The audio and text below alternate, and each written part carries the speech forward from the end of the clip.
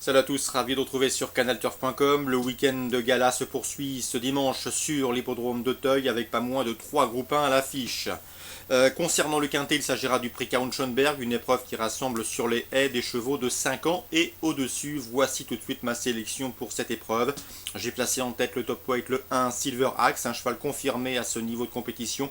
Déjà une victoire et 4 places pour lui en 8 tentatives dans les quintets. Sachez également qu'il a terminé deuxième du Quintet Plus référence récemment le prix Prince des Coins.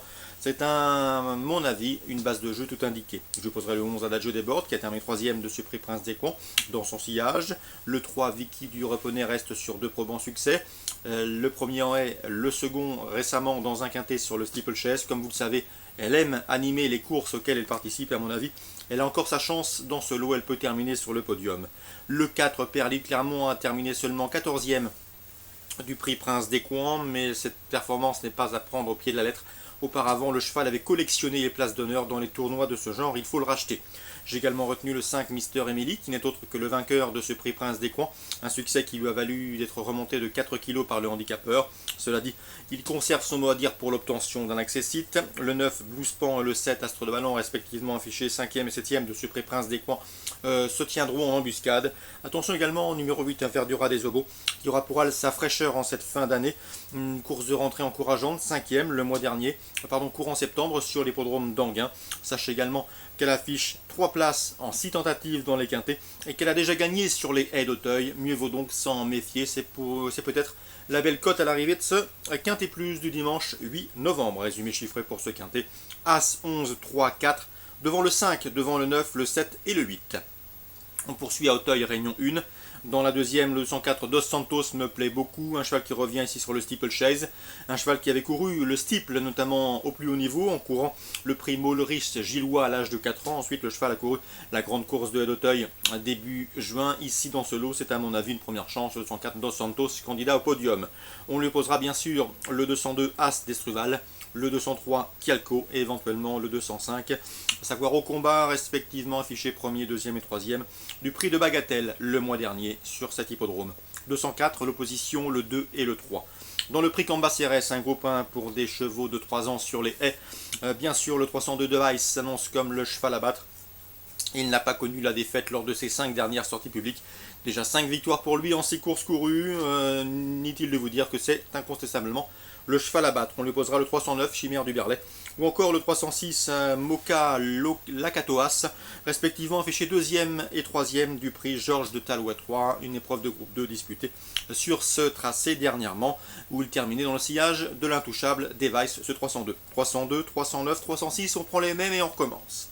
Le prix Maurice Gillois sera une épreuve également à suivre avec intérêt, un steeplechase pour des 4 ans. Dans cette épreuve, eh bien, il faudra faire confiance au 403 Cobrook qui est présenté par Guillaume Macaire. Guillaume Macaire qui n'a plus gagné cette course depuis 2009, date et année du succès d'un certain long run. Il peut renouer avec la victoire avec ce 403 Cobrook qui compte déjà 12 podiums en seulement 14 courses courues. Le cheval a gagné le prix Orcada le mois dernier, une épreuve de groupe 3 où il devançait notamment ce jour-là Bossa Nova le 410 ou encore Carel Celtic le 405. Et là aussi, on prend les mêmes et on recommence avec une course référence tout indiquée. 403 Cobrook, une nouvelle fois l'opposition, le 10 et le 5. Concernant le prix La Jousselin, le temps fort de cette réunion automnale, eh bien nous avons au départ un champion, le 601 Milord de Thomas. Vous le savez, il a gagné le grand steeplechase de Paris au premier semestre. Il a également remporté cette course l'an dernier. C'est une nouvelle fois le cheval à battre dans cette course, le 601 Milord Thomas. Bien sûr, il retrouvera sur sa route le numéro 3 Shannon Rock qui a terminé deuxième de cette course l'an dernier dans son sillage, mais également deuxième du grand steeplechase de Paris cette année, là aussi dans son sillage. Donc ces deux-là se retrouvent pour une éventuelle nouvelle bataille. 601 et 603. Attention également au 607 Vézelay qui a remporté le prix Hero 12 le mois dernier devant ce même Milord Thomas. Et course dans laquelle Jamie Bay, le numéro 3, se classait 3e et qui briguera ici une nouvelle place. Le 601, Milord Thomas, bien évidemment, la base de jeu tout indiquée dans ce lot. Le 603, Shannon Rock, toujours un gambe. Et le 607, Vézelay, en constant progrès, conduiront l'opposition. Argentan maintenant en réunion 2. Sachez que dans la première, j'aime beaucoup le 103 Vibrato du Vivier. Le cheval vise ici une troisième victoire consécutive et surtout, il fait face à un engagement sur mesure au plafond des gains. C'est, à mon avis, un lauréat en puissance. Je lui opposerai le 105 Vertiginous. Un excellent droitier, un cheval qui a gagné sa dernière épreuve sur cette piste d'Argentan. D'ailleurs, il compte une victoire en une course sur cet hippodrome. Et sachez également qu'il fait preuve d'une belle régularité. 103 et 105, mes deux préférés dans ce premier rendez-vous. Dans le prix Paul Buquet, l'épreuve phare de cette réunion normande, j'aime beaucoup le moins riche, le 301 Vasterbo Fantast. C'est vrai qu'il ne compte que 240 000 euros de gains, alors que les plus riches ont déjà dépassé la barre du million d'euros de gains. Mais c'est un cheval de qualité, il a gagné groupe 1 en Scandinavie, il fait l'objet de bruits très favorables, il est annoncé en gros retard de gain, sachez également qu'il a des lignes très intéressantes en Scandinavie. C'est vrai qu'il est parti au galop pour ses débuts à Laval, alors qu'il était très chuchoté ce jour-là, c'est le 1er novembre, mais je vous conseille de le racheter à mon avis, il peut parfaitement fournir le lauréat de cette épreuve, et je pense qu'il y aura une cote intéressante pour ce 301 Vasterbo Fantast, un coup de poker à tenter gagnant placé. Dans cette épreuve, vous noterez les présences de Texas Charm, de Hulandval ou encore de Village Mystique, des chevaux de tout premier plan. Les deux premiers cités ont dépassé la barre du million d'euros de gains, alors que Village Mystique compte plus de 800 000. Des chevaux de qualité, mais qui ici auront des vues sur le prochain meeting d'hiver, puisqu'ils rentreront et devront composer avec un handicap initial de 50 mètres. Mieux vaut donc, à mon avis, faire confiance au 301 Vasterbo Fantast, que j'aime beaucoup. Dans le 8e rendez-vous, attention, 816 Ténor du Passage, il n'a pas démérité dans l'étape du GNA dernièrement.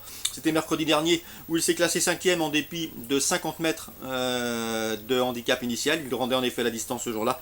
Il retrouvera sur sa route son compagnon d'entraînement, le 812 Uland d'Arche, qui a terminé également et qui a couru cette épreuve, et le 814 Soleil de France, qui rendait 25 mètres ce jour-là. Il a terminé 3e de cette étape du GNA, devant notamment Ténor du Passage, mais il le retrouve cette fois-ci dans de moins bonnes conditions initiales. Donc le 816 Ténor du Passage, mon préféré. Je lui poserai le 814 Soleil de France, qui répète ses courses à ce niveau et qui sait démarrer ses courses.